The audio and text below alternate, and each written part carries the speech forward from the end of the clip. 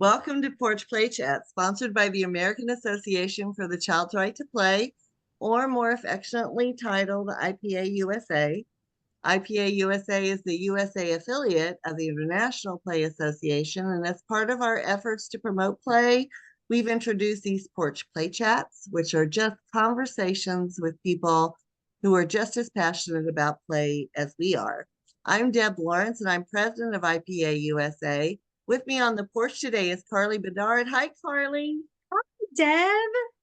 Carly has she's way too young to have had this, but she has over 25 years of experience in the field of early childhood education. She has her master's in education, and she began her journey in an early childhood classroom as a preschool teacher and program director. She's now a trainer, coach, and consultant, and is committed to providing engaging, fun, and interactive professional development grounded in adult learning theory. And this is where Carly truly shines. She's a adjunct professor with Biola University and a content developer and consultant with M.A.Ed. She's a master play coach with the Institute of Self-Active Education and a featured author in the book, The Global Healing Curriculum Project, promoting intergenerational healing and bridging trauma to hope and well-being. Oh, love it. And as a passionate play advocate, she's presented the play experience, which she's going to talk to us about, to educators and families in the US, as well as in Cambodia and India, and enjoy sharing that transformative power of play for both the children and adults. And so I think the struggle that maybe directors or principals in schools or superintendents are facing is that people that have grown up in a generation of No Child Left Behind may not have play muscles. And so Carly's topic today is strengthening our play muscles. And I think that is a perfect one for the day. Whew, awesome. Absolutely. Yes. And so how do we do that? If Well, especially with people who haven't played. yeah. Before we started recording, Deb and I were just having a brief chat about the fact that I really believe that each of us have an incredible play muscle that lives within us. And to your point, Deb, I think some of us don't have enough opportunities to actually stretch and work out that muscle and even attune to the fact that it's there.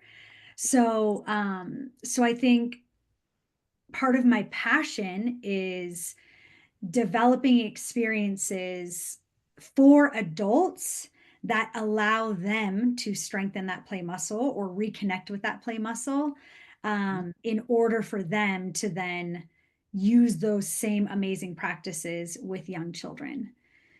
And I think that's the crux of the matter, because so many times the play muscle is sort of pushed down because of what they feel like they have to do, instead of recognizing that if they allow children to stretch those play muscles and strengthen them, so much more happens developmentally everywhere, right? So how do we get people who feel like, oh, I couldn't possibly do that, oh, my principal would never let me do that, oh, that's my director, oh no, we have to, we have to follow the schedule, right? And we have to do this and this and this.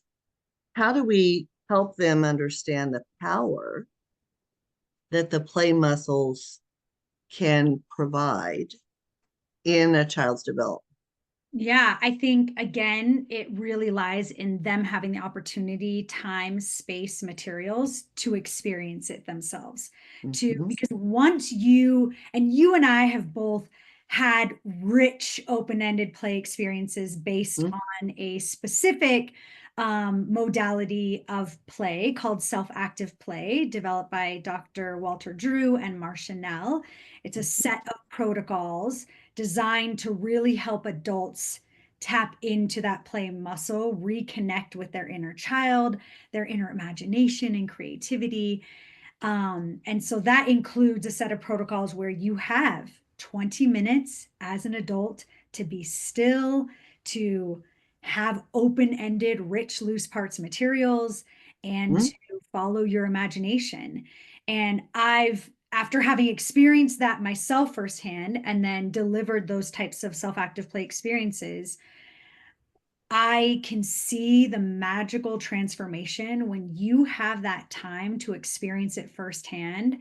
You are Mhm. almost immediately inspired to stand up against those administrators or families or curriculum because you're able to articulate so passionately the incredible things that were happening in your brain, the incredible ways that that time connected to learning.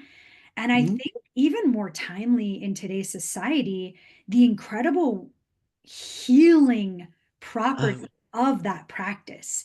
The Mhm. fact that we're so busy and worried about the lists and what's next. And it's so rare that we have opportunities to just be present. Mhm. And I think that's one of the things I love about observing young children in action or working with young children too is their innate ability to be so engrossed in the moment. Mhm. But even nowadays, I think we're seeing some kids because of exposure to social media or YouTube Screens. Lots of screens screens. or even just the overstructured nature of childhood nowadays, where, Mhm. our play might be looking like soccer and then taekwondo and then art. And then, um, so I've heard a lot of teachers lately say that even for some younger kids, they're starting to see less of that play muscle. Mhm. Um, and again, I think it's, well, if we don't give kids the time to work it out, to stretch it out, to have that time, space, and materials, then we can't expect them to develop that muscle. Well, and I think those are all such good points because the issue that I see with students in a classroom is that they have no clue. I, I can, so there, and so I do. I just give them loose parts. We have tons of loose parts. So I just give them loose parts and put on lovely music and don't look at them. I because they're always looking at me to see, you know, and then it takes them, boy, 5 to 8 minutes Yep. to say, okay, well, obviously she's not going to stop us. And obviously we're going to need to do something with the materials that we selected. And so I guess I better focus and start doing it. And and then probably 15 or 20 minutes later, they may have done something with those materials and I'm still not stopping it. And now they're feeling uncomfortable. Well, I I did something. Um, and these are, you know, college students that can have a variety of ages, but the younger ones are the ones that are struggling. And Mhm. I just don't look at them. We just keep going. And so finally, then they'll start rearranging what they had done or get up and go get something to add to it or and so then we reflect on that. What was it that, well, I hurried up. I I really I didn't think we'd have much time, so I hurried up and finished something. And That's I the nature say of that's not what our you do. society, right? Yep. That's Hurry what up. we hurry up to get to the next thing. And so, yeah, I love that you provide those experiences for your students. And I'm so grateful to have had the opportunity to be a part of some of the virtual Mm, experiences of that. But you're absolutely right. It comes from us as leaders, as college professors, as directors, as professional development deliverers to mhm, really lean into carving out again that time, space, and providing those materials for the adults to have those experiences.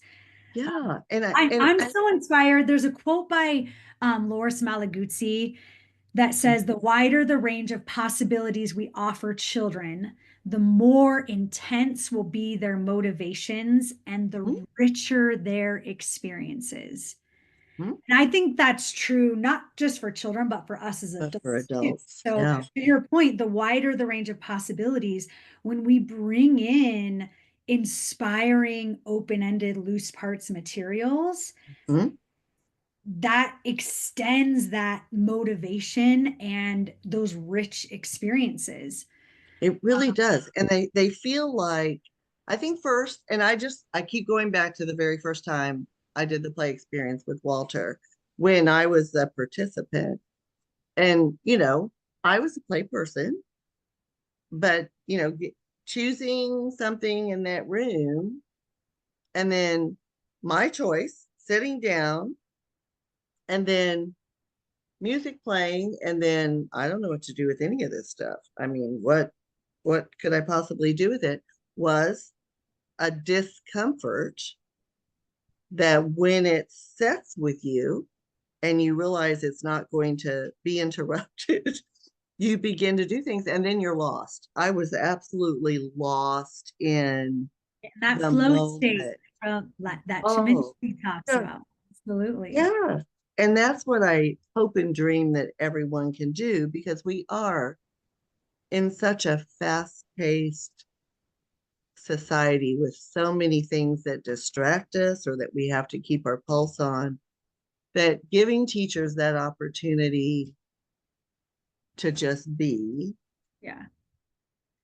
is, I think, a gift, not only to their level of anxiety, because boy, I felt so peaceful. And I'm sure that's what you've heard people say in your session. Absolutely. Like this felt like therapy in a way. People will say, yeah, it felt like meditation. Mhm. It felt like a mindfulness practice where I could connect with myself in a way I haven't in a long time. And also, I think connect with the materials you're mentioning. Like, I think you do. It's very natural to feel sort of that discomfort of like, okay, I've got this thing. What, like 20 minutes seems like a really long time. And I think I've shared before. For my first play experience with was I had these gold caps and I have no clue where they came from or what they were, Right? but that time with just that material and sort of that forced awkwardness of, like you said, there's nothing else to do. Okay, I guess I'll see Guess how I'll this dive goes. in. Yeah.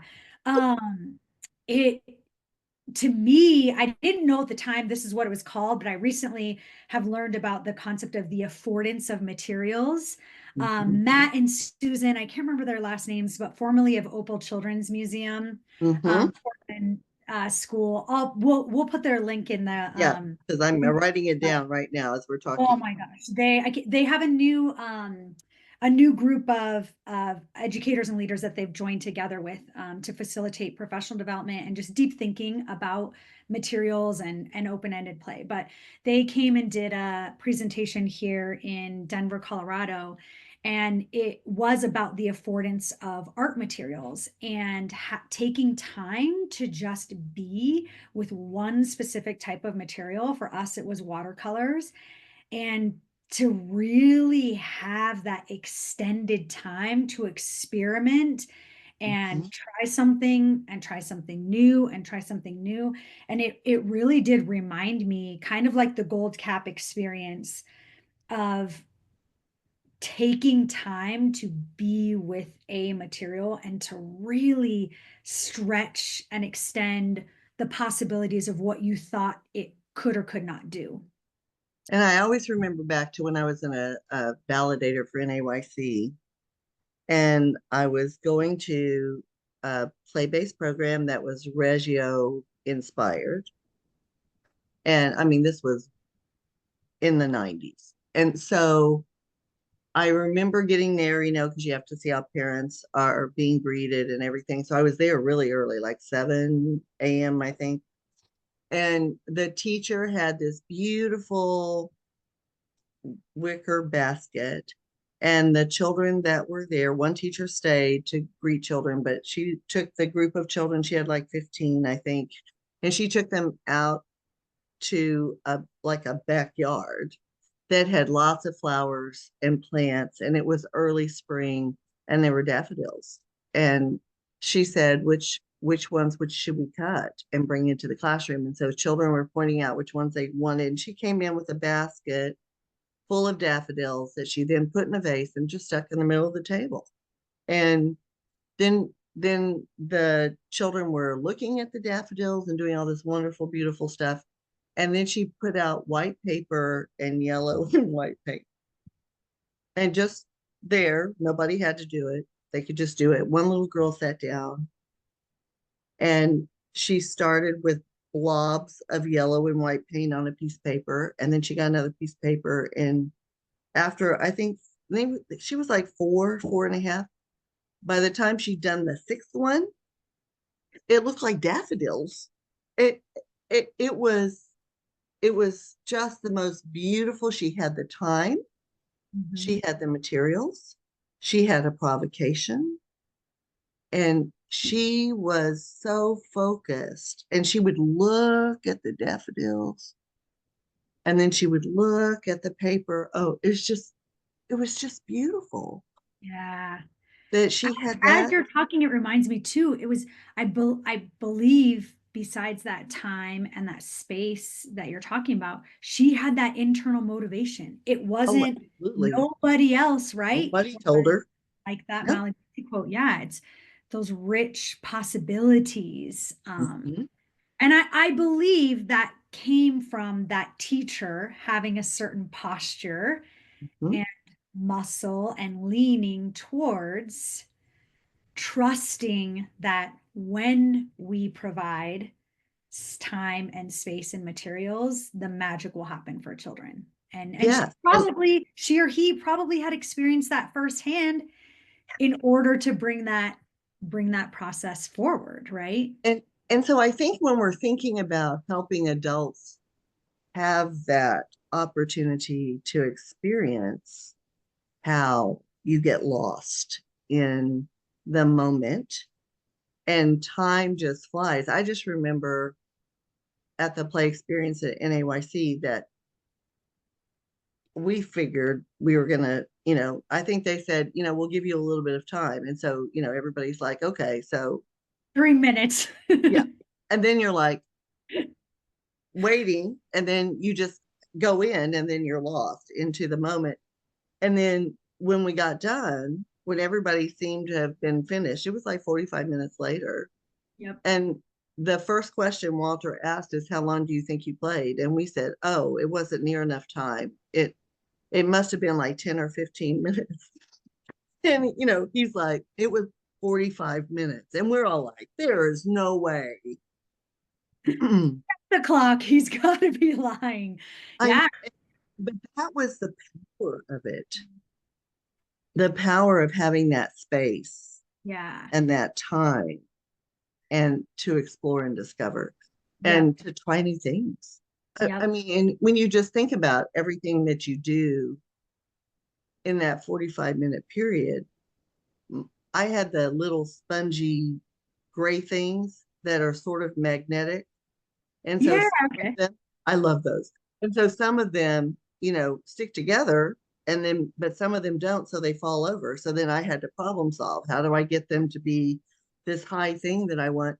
All of that critical thinking and fine motor and failing and trying again, all of that is such a powerful lesson for children to build their confidence. Well, if it doesn't work this time, I can try another one. Yep. You know what? That's another thing teachers that I work with nowadays, and I've seen it firsthand in the classroom too. Um, that perfectionism that seems to be coming through with children from, I'm sure, again, a wide variety of reasons, And experiences. including, yep, but uh, you're absolutely right in that play gives you a safe place to fail and realize I can try something new. And that Mhm. confidence and self efficacy that comes from being, Dr. Bruce Perry talks about that, Mhm, safe risks and mhm, safe stress, how mhm, that impacts our ability to be resilient, mhm. and to face adversity in bigger ways. So that's again part of that muscle. It has to be, we've got to have the opportunities to work it out. And when you mention the time too, Deb, it reminds me that magic 45 minutes to 2 hours is what Mhm, research is showing in order to fully get into a deep play schema, um, mhm. is what we're seeing for young children. So And really it can't be trying to 15 carve out, minutes. Yeah, yes, it can't be. It no, takes time, just like it takes time for adults. It takes time, even more time for children, especially if they've been structured by the clock. yep, And I yeah, love the teacher's example that she modeled after she saw you doing it with extending the learning by just adding something but saying nothing and walking away. And I would do that all the time in classrooms. Kids would be at the Play-Doh table just with Play-Doh, and I could start seeing they were getting restless. And even though the materials were right there on the shelf where they could reach them, I just go grab one and just stick it on the table and walk away. And then they would go, oh, you know, and yep. back in. And I mean, they stayed that way for a long time, just without interfering, just providing another option, even though it was readily available. Yep. That's again back to that quote. It's that wide range of possibilities. I Mm-hmm, think we actually had started talking about that before the recording. So just to share with everyone, I'd done a recent self-active play workshop for adults a few weeks ago and had a kindergarten teacher and a first grade teacher um, tell me we had done the experience, and what Deb is mentioning is, they had that time of play. And when I could tell that some of the adults were sort of losing interest, or like you get the arms crossed, like, okay, I'm done. I would just uh-huh, sort of gently put some interesting, unique materials on the table. And to your point, trust that either they were in the mood to engage and further extend their play, or they won't, or they weren't. And every single person on mm-hmm, their own accord engage with those materials in a new way and added it to their play schema. And so I had a couple teachers tell me, kids nowadays, they said, my kids play for maybe 5-10 minutes and then it breaks out into fights. So there's no way, when you're saying 45 minutes, there's no way this is not going to turn into chaos. And I asked, what was I doing as a facilitator during your time mm-hmm. of play? And they noticed that just adding materials, not forcing again, because if it's not coming from that internal motivation, Right. and Yeah. so they went back on Monday. This was a Saturday was the session. Went back on Monday, brought in really rich open-ended materials, because that's part of the key too, right? That is a If key. we're using traditional quote unquote toys or things that only have one purpose, Mhm, that doesn't necessarily tap into those infinite possibilities and affordance of materials. So mhm, they curated some rich open-ended loose parts, and they both emailed me on Monday and said, my kids for 45 minutes engaged in play. I couldn't imagine that there were zero behavior possibilities or behavior issues. As soon as I saw someone kind of starting to get a little wiggly, I added some new materials. And they also made a list of the incredible learning and 21st learning skills, approaches to learning, literacy, math, science, so that then they had that language to share with families as well, as far as why they were making that switch of, they had a couple 15-minute time periods of play throughout the day, but we said just start with bringing those all together and making it yeah. a big chunk and see what happens, see how it changes the engagement. And I think that experience that they had and their courage to try it on Monday is is something that we hope every teacher will think about. And sometimes I think they're fearful that it'll turn into chaos. Oh, play is just chaos. Well, it typically can look like chaos if they feel like they're only going to have 15 minutes, so they're throwing the blocks, not building with them, or they're only going to have a short period of time. So what can they do quickly instead of this deep exploration, which Yeah. everybody needs to have? Think of the time on task. 45 minutes, kindergarten, 45 minutes, second graders, unbelievable, right? Time on task. And yeah. And to your point, it was having that experience. They have heard that in the past. They had heard, one of them had already heard about that long period of time, and what it takes for children to get into a play schema.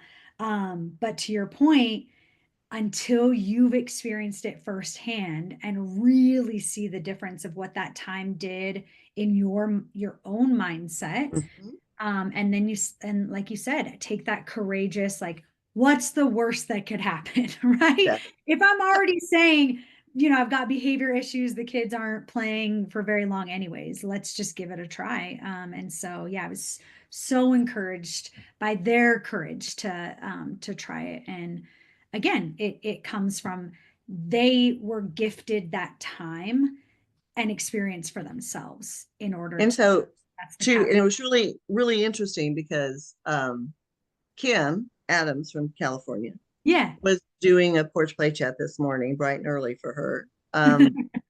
And she was talking about working with a group of the TK teachers because now they have Yeah.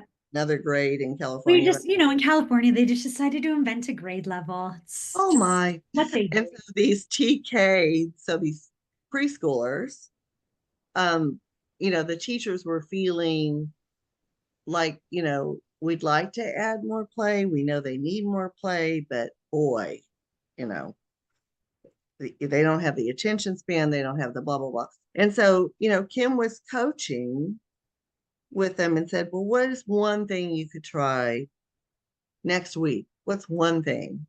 And so one of the teachers came up with paintbrushes and water out on the playground. And she was absolutely amazed Yep. at the attention, the creativity, the problem solving, the partnership with others, the all everything. She said, "Oh, I didn't even think these children were capable of that." But It's again, incredible. open ended, right? Right? So when teachers are stretched a little to try just one little thing that they feel like might might keep children's attention. And then they get to see and experience the magic, right? They get to see, And oh, then yeah, and they said they were experiencing magic too. They were so excited. The yeah, children were so engaged. And so I do think those of you who are out there who are working with teachers who might be afraid, because I think the other thing is we're always afraid of getting in trouble, right? They're not going to think I'm doing anything. They're not, I want to be seen as a teacher, and teachers don't just let kids play, but teachers do let kids play. absolutely. I That's mean, what the teachers incredible do. Suzanne Axelson. I love her theory on play responsiveness. Mhm. And yeah, responding to children's play is such an art That's form. It is that's your an job, right? incredible gift. Yep, it is That should truly. be the focus. And then being able to describe what happened or what's going on Yep. developmentally to families who come in the door, or to the principal who walks in the door, or to the director who doesn't have a big background in play, and the director walks in the door. It really makes a huge difference Yeah. in if you can articulate it instead of just saying, oh, they're just having a lot of fun. No, they're much more than fun, right? It's much more Yeah. than fun. Absolutely. And again, having that firsthand experience too, where you see, like you were saying, I just within the short period of time, I was engaged in problem solving, problem finding, risk taking, so Mhm. many science and literacy and critical thinking. I engineering. I mean, it was engineer, yes. crazy. When you have that firsthand experience yourself as an adult, Mhm. I think it really helps you articulate it in a powerful way. And then it gives you that solid foundation to be able to, like you said, observe the children Mhm. and and and be able to share with families or administrators, here's what's happening. And Oh, hopefully, in a in the perfect world, get those families and administrators to get to play for themselves as well. So yes. then, yeah, they have that buy-in too. Well, and I think that's where Reggio really helped us is that if you can document, if you can take photos and say what's happening and help them see what's happening developmentally, it really gives you power and strength to advocate more for play with others. And when other teachers come and see your documentation, and it doesn't have to be fancy. It can just be here are 3 pictures that we did outside, and here's what the children were thinking. Here's what the children were creating with. Here's what the children were engaging with each other in. And then, here's the slew of standards they covered in that 45 minutes. It's Yes, really eye opening for others. it So, is. oh my goodness. Carly, as always, this has been amazing. Stay right there while we close it out, and then I'm going to introduce you to Steve from California. Okay. Um, so, to learn more about IPA USA, please visit our website at ipausa.org. Up in that top right hand corner, you can click on Spotify where Porch Play Chats are being uploaded. You can subscribe to YouTube, where all almost 300 of them are. You can be a friend to us on Facebook. And again, Porch Play Chats appear there if you're a friend every Monday. Or you can follow us on Instagram where we give you little snippets of what play actually looks like. So thanks for joining us. And until next time, keep on playing.